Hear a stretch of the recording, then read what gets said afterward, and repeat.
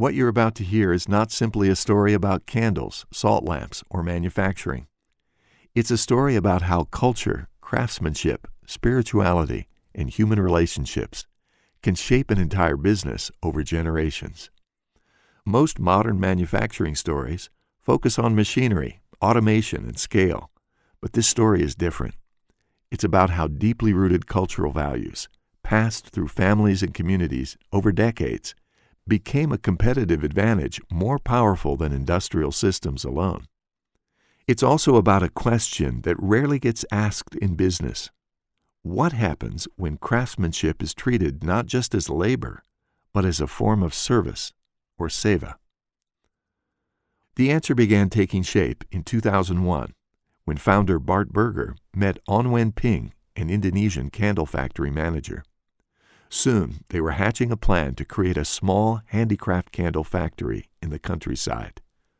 Bart still returns regularly to refine what he calls soft technology, but over the years, the workers themselves have long since surpassed their original teachers. What emerged wasn't simply a factory. It became a living culture of craftsmanship. Over decades, the artisans developed their own time-saving innovations, trade secrets, and process improvements that made hand production genuinely competitive with machine manufacturing. Most of the workforce are women who also manage households and carry important cultural and religious responsibilities in their communities. Because of that, efficiency mattered. They learned to work smarter, not longer. Knowledge is passed from one generation to the next, with each generation adding refinements of its own.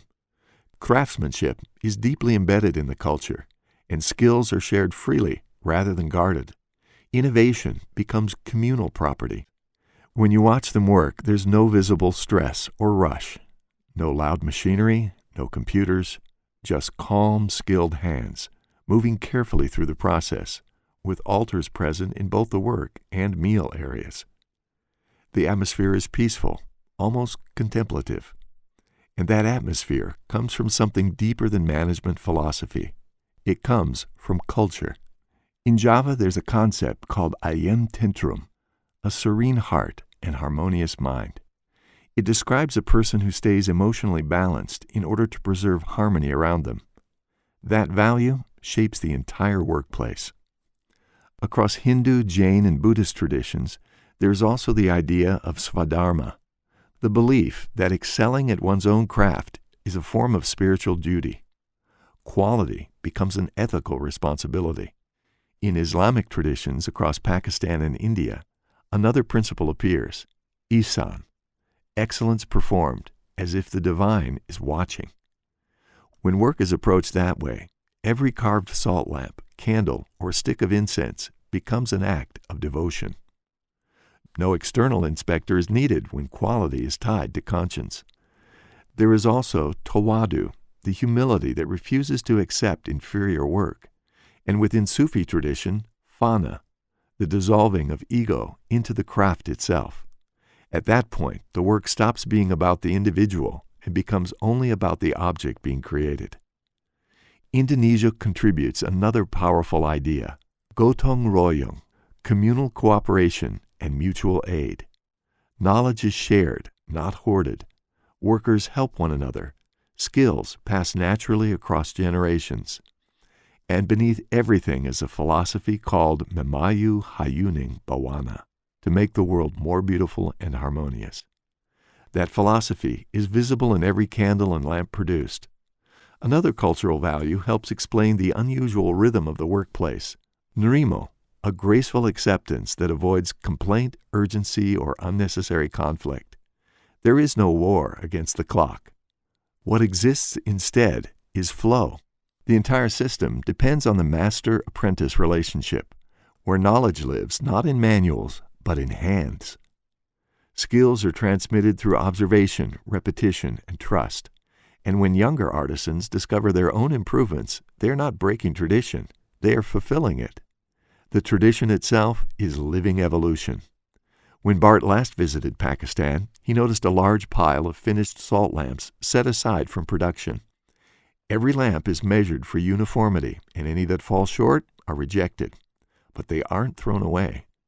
Local villagers take them home, teach their children carving skills, and sometimes sell them to competitors for extra income. In a conventional factory, those imperfect lamps would likely still ship. Here, the integrity of the craft matters more than the margin. That pile of rejected lamps may be the clearest expression of what 30 years of living cultural values can produce. And ultimately, that culture explains Aloha Bay's business advantage. The first and most important factor is multi-generational artisan expertise. The Javanese factory now has 3 generations of chandlers with decades of accumulated skill. Their innovations continuously improve both quality and efficiency.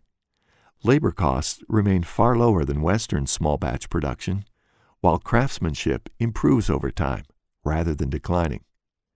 That is the foundation everything else is built on. Second is scale purchasing. Essential oils are the most expensive ingredient in premium candles, and Aloha Bay's production volume gives it pricing advantages that small batch competitors simply cannot access. A small artisan company pouring hundreds of candles cannot negotiate the same fragrance pricing as a company operating at this scale.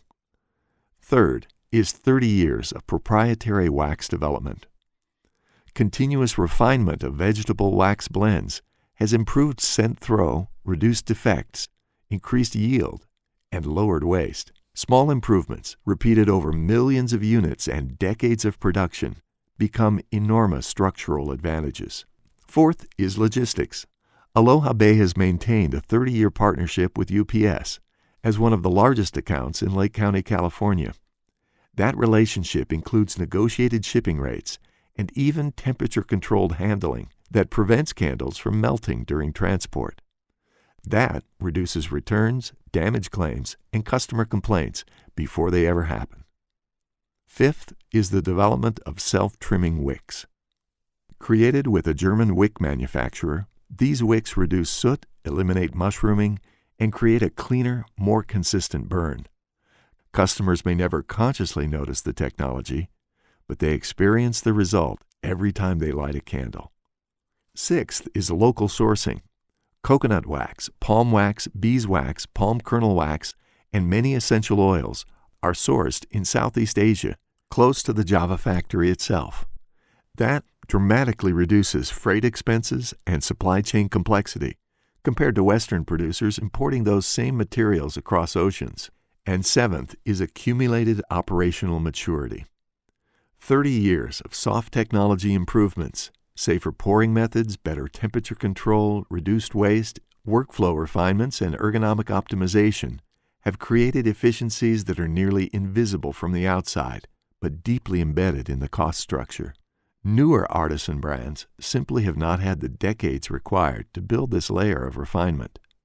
The result is that Aloha Bay produces one of the most affordable, pure essential oil candles on the market, often 30% to more than double less expensive than competitors.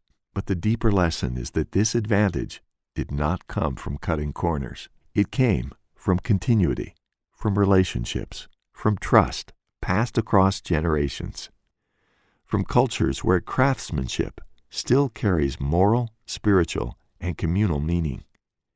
In many modern industries, efficiency is achieved through pressure, speed, surveillance, and extraction. Here, efficiency emerged from harmony, from workers who share knowledge instead of hoarding it, from communities that place integrity above short-term profit, from artisans who approach work not merely as production, but as responsibility, and perhaps most remarkably, from a system where peace itself became economically productive.